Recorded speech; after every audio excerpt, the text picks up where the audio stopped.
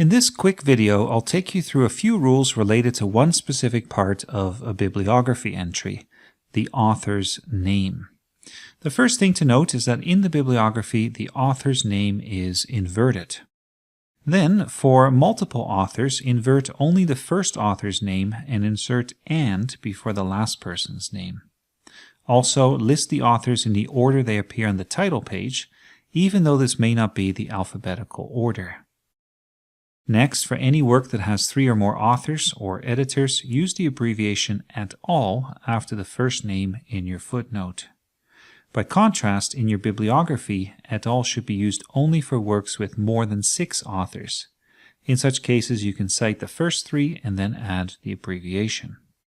It can also happen that co-authors share the same last name and may even be family.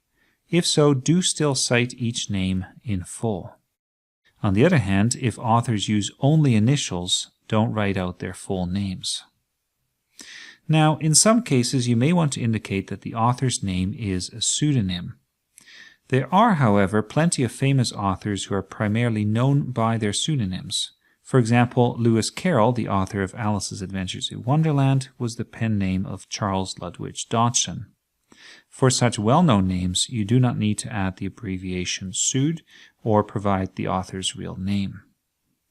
Finally, some authors are primarily known by their first names. In such cases, you don't have to invert the name in the bibliography. And that's it for citing authors.